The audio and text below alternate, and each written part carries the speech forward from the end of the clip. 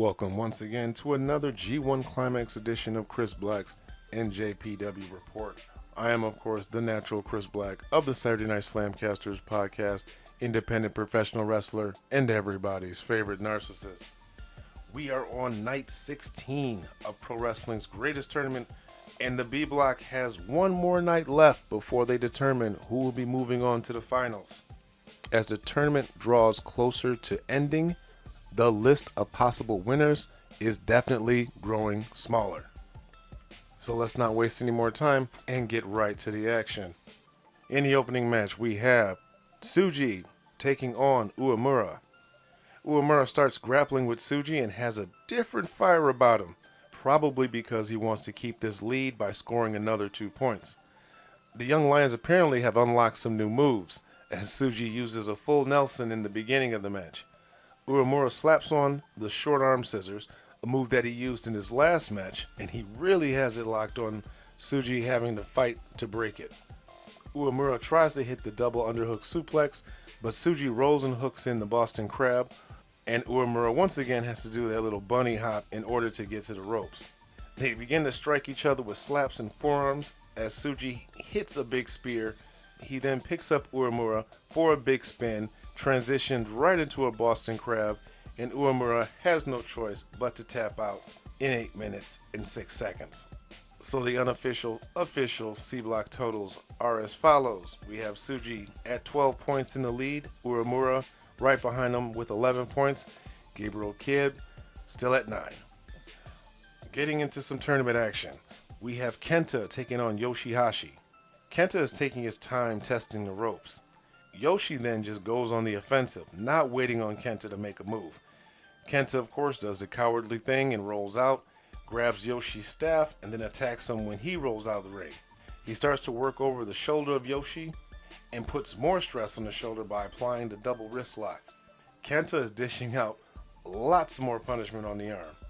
But Yoshi is a fighter and gets Kenta off his arm and starts to dish out some punishment of his own.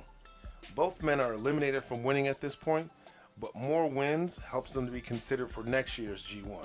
Yoshi is baited into a striking sequence, fighting through the pain, but Kenta wins that exchange. Kenta's chest, however, is showing the results of Yoshi's chops. Yoshi delivers a running power bomb, then locks on the butterfly lock, transitioning into a double wrist lock for extra measures. Yoshi goes for a sleeper, but then nails a back cracker, and then goes for the running double knees, but then is caught by Kenta. They're back to striking each other, Yoshi not backing down, going toe-to-toe with Kenta, but then Kenta drops him with a spinning back fist. Kenta locks in game over, and Yoshi struggles for the rope, but Kenta rolls him back to the center of the ring. Yoshi has no choice at this point but to submit in 17 minutes 45 seconds. Very hard-fought match, but once again Yoshi comes up short. The next match, we have Juice Robinson taking on Zack Sabre Jr. Zack is 2-0 against Juice in singles action. Zack is just dripping with arrogance, like you can't tell him shit. Juice needs to avoid being tied up into a pretzel and be more aggressive during this match. I heard that Juice and David Finlay will be once again entering the World Tag League, so they may meet the tag champs at that point. Juice is doing a good job keeping Zack under control, really cranking his arm. He goes for a jumping senton, but is quickly put in the armbar, and just like that, the match turns in favor of Zack as he goes after the left arm. Juice has to roll out of the ring to gather himself. Juice again is able to stop Zack's assault on the arm, but he has to stay on him and not give him any opening to turn things back around.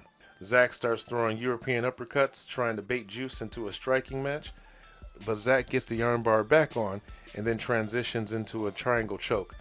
Juice powers out of it, lifting and dropping Zack. He goes for the Pulp Friction, but Zack escapes and is given a juice box instead for a 2 count. The match starts to be picking up, so we must be close to a finish. Zack slips out of another Pulp Friction, and they have a quick series of roll-ups until Zack gets the European clutch for the win in 14 minutes 24 seconds. Zack Sabre Jr. is still alive at 10 points. Juice, however, is now eliminated from winning. Oh boy. In the next match, we have Tetsuya Naito taking on Toru Yano. Are you ready for some Yano shenanigans? More like Naito shenanigans. As long as Naito doesn't draw this match out, I'm good. However, he's taken forever to walk down the aisle. I'm sure this is some type of mind game that Naito is playing with Yano. We all know you're all tranquilo and all, but let's get this match started. Damn. Jesus, it's going to take another 5 minutes for Naito to come out of his entrance gear. Last year, Yano upset Naito in under 4 minutes in the G1 tournament. But this year, his entrance seems to be taking longer than that. 2 hours later, Naito goes for a quick roll-up for a 2 count. Yano powders to the outside, baiting Naito to come out after him as the ref starts to count. He instead rolls back in and starts catching boots from Naito. He low bridges Naito to the outside as Naito goes for the turnbuckle padding, but Yano gets the turnbuckle off first and then attacks him with the pad, which of course is allowed by the ref. Who knows why. Naito rolls to the outside. Yano pulls out some tape, sprays Naito with some sanitizer, and then goes to tape Naito and Tsuji together through the barricade. After some time trying to figure it out, Tsuji slides between the bars, and they both have to roll into the ring and gives Yano a double clothesline, and then they free themselves. Naito throws up the LIJ fist, but when Tsuji goes to throw it up, Naito kicks him in the gut and body slams him onto Yano.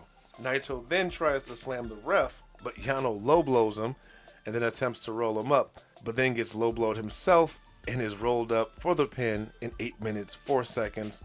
Naito defeats Yano. No surprise there. Short match, but it was a long ass segment.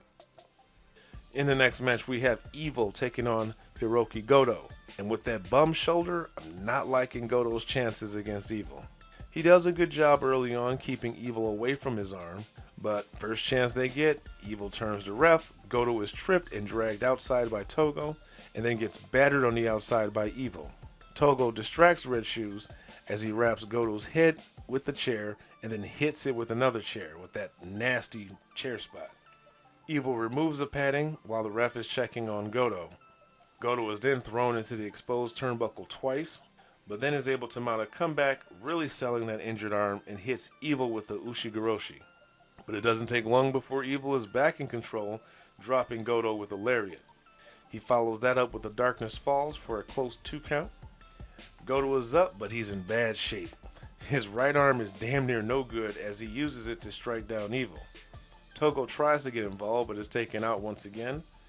Goto goes for the GTR, but instead hits a reverse GTR, sets up for a regular GTR. Evil slips out, throws the ref at him. Goto avoids a low blow, but is hit with Everything is Evil for the pin in 15 minutes 33 seconds. Evil is still alive and able to win the B block.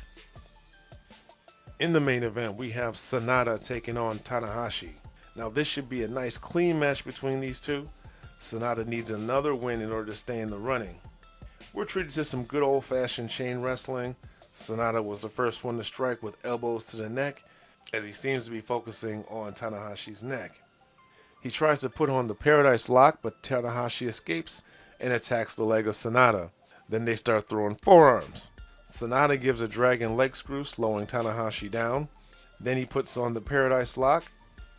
Once he releases him, he ties him up on the bottom rope with the Paradise Lock. And after Tanahashi recovers, he sends Sanada to the outside, climbs to the top, and hits a high fly flow onto Sanada to the outside. Back in the ring, he goes for the cloverleaf and locks it on, but Sanada gets to the rope first, having to break the hold. Tanahashi nails 2 twists and shouts, but is reversed on the 3rd attempt, dropping Tanahashi with a TKO. The match begins to pick up the pace as we pass the 20-minute mark. Sanada locks in the skull in, and he has it on real good. Tana seems like he's out as Sanada goes up for a Muda moonsault, but Tana puts his knees up, stopping Sanada. Tanahashi once again goes after the leg, reapplying the cloverleaf, but Sanada finally does get to the rope for another break. Tanahashi goes to the top rope, attempts a high fly flow, but Sanada catches him with the cutter, goes up to the top rope himself, and nails 2 moonsaults before getting the pin for the win in 28 minutes 28 seconds. Sanada is still alive in this tournament. I'm going to award match of the night to the main event, Tanahashi versus Sanada. It was an excellent match between two faces. Sonata really needed this win, and the respect these two have for each other makes for a really good match. Definitely, if you haven't seen it yourself, you need to watch this match. But that will do it for night 16. If you've enjoyed this review, I want to ask you to go ahead and hit that subscribe button.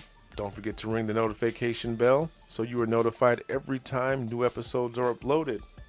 You can also follow me on social media. There are links in the description that'll direct you to my Facebook page, Instagram, as well as my Twitter. And while you're at it, show the Saturday Night SlamCasters some love. Links are also in the description that'll take you to our podcast, YouTube channel, Facebook page, and our Facebook group. I want to thank you once again for tuning in to another edition of Chris Black's NJPW Report, and I will be back as we get into the finals of the A block. Come get slammed.